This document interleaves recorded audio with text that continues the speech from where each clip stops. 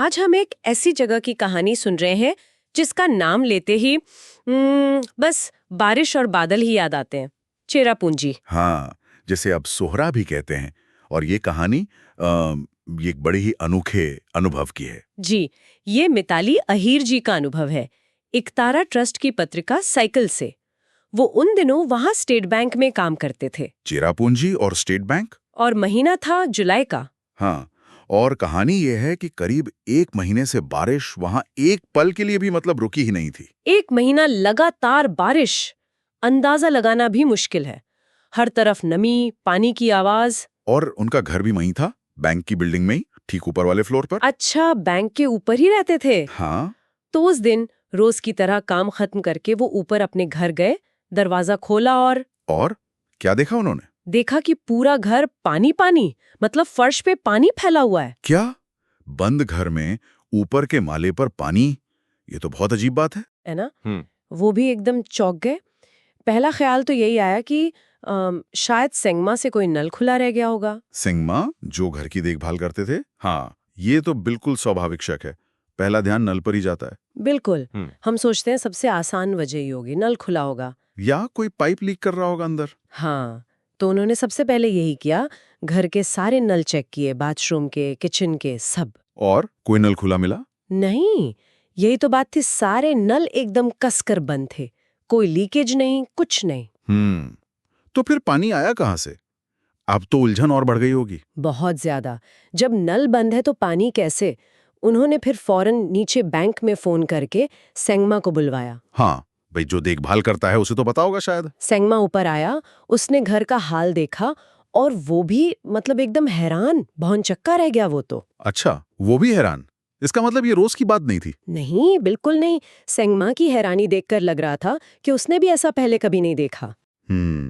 तो फिर सेंगमा ने क्या कहा? उसे कुछ समझ आया? सेंगमा ने एक और शक जताया। उसने पूछा कि कहीं ऊपर पानी की टंकी तो लीक नहीं कर रही। हाँ, ये भी एक संभावना है। टंकी ओवरफ्लो हो जाए या उसमें कोई क्रैक आ जाए। बिल्कुल। तो फिर टंकी को भी चेक किया गया। ऊपर जाकर देखा। और टंकी? क्या उसमें कोई गड़बड़ थी? नहीं, एक और रास्ता बंद। टंकी भी बिल्कुल ठीक थी, न कोई लीकेज न ओवरफ्लो। कमाल है, नल बंद, टंकी ठीक, फिर भी घर में पानी। ये तो पहली बन गया। बनी गया। बाहर बारिश रुके नहीं और अंदर ये समझ न आने वाली मुसीबत। वो इसी सोच में डूबे थे। मैं सोच सकता हूँ उनकी हालत।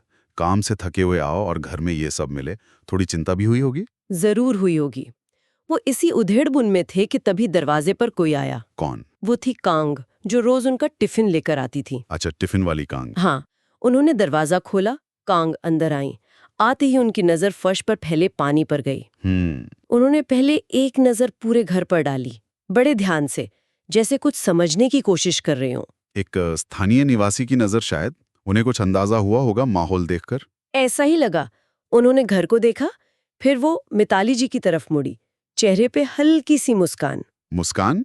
इस हालत में? हाँ, और मुस्कुराते हुए बड़े आराम से पूछा, खिड़की खुली थी क्या बाबा? क्या? खिड़की? पानी का खिड़की से क्या लेना देना?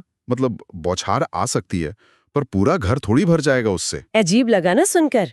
उन्हें भी लगा होगा, पर उन्होंने कहा, हाँ, खिड़की खुली हुई थी। अच्छा, खिड़की खुली थी। और इस हाँ पर कांग का क्या रिएक्शन था? उनके हाँ कहते ही कांग खिलखिलाकर हंस पड़ी, जोर से। हंस पड़ी? हाँ, और हंसते हुए बोली, अरे बाबा, खिड़की खुली रखोगे तो बादल तो घर में आएगा ही ना।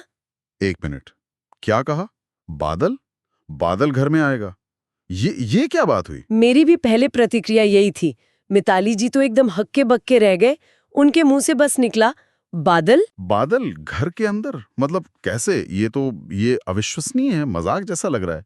उन्हें भी ऐसा ही लगा, पर कांग तो बिल्कुल सहज थी, जैसे ये रोज की बात हो। यहीं पर वो बात आती है ना, स्थानीय ज्ञान की। जो वहां का रहने वाला है, उसके लिए शायद ये अजीब ना हो। बिल्कुल। कांग ने फिर समझाया। उन्होंने बताया कि चेरापूंजी में, खासकर बरसात में, बादल बहुत नीचे आ जाते हैं। कितने नीचे? इतने नीचे कि लगता है जैसे सड़कों पर तैर रहे हों, पहाड़ियों से लिपट जाते हैं, बिल्कुल जमीन के पास। अच्छा, जमीन के इतने पास? हाँ, और अगर उन्हें कोई खुला दरवाजा या खिड़की मिल जाए तो वो अंदर आ जाते हैं? सच में? जैसे कोहरा या धुंध आ जाती है। जी हाँ, बिल्कुल वैसे ही। कांग ने कहा, बादल घर को अपना समझकर अंदर चले आते हैं। और फिर अंदर आके क्या करते हैं? अरे बादल अंदर आएंगे तो अपने साथ नमी लाएंगे, पानी लाएंगे ना। वो पूरे घर में घूमते हैं और सब कुछ गीला कर देते हैं। फर्श, दीवारें, सामान, सब कुछ। तो जो पानी घर में भरा था वो नल या टंकी का नहीं, वो बादलों का था। हाँ, वो बिन बुलाए मेहमान यानी बादलों का पानी था। हे भगवान, ये तो मैंने कभी ऐसा सुना भी नहीं। प्रकृति का ऐसा रूप कि बादल आपके घर के मेहमान बन जाएं। है ना अद्भुत? वो रहस्य जो इतनी देर से समझ नहीं आ रहा था, उसका जवाब इतना अनोखा निकला। ये दिखाता है कि चेरापूंजी कितनी असाधारण जगह है, और ये भी कि जिसे हम सामान्य ज्ञान समझते हैं वो हर जगह लागू नहीं होता। और सोचिए, इसका हल किसी मशीन या जांच से नहीं मिला, बल्कि कांग के अनुभव से मिला, उनके सहज ज्ञान से। जी। ये कहानी हमें सिखाती है कि प्रकृति कितनी विस्मयकारी हो सकती है, कितने रहस्य छुपे हैं उसमें। बिल्कुल, हम सोचते हैं हम सब जानते हैं, पर प्रकृति हमें हर बार चौंका देती है।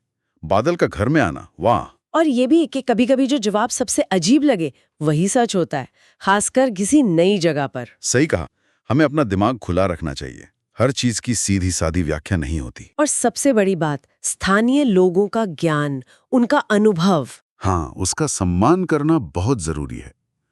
कांग ने एक पल में वो गुत्थी सुलझा दी जो घंटों से पहेली बनी हुई थी। उनका अनुभव किताबी ज्ञान से कहीं ज्यादा काम आया। ये कहानी ये भी बताती है कि हमें प्रकृति के साथ तालमेल बिठाकर रहना सीखना होता है।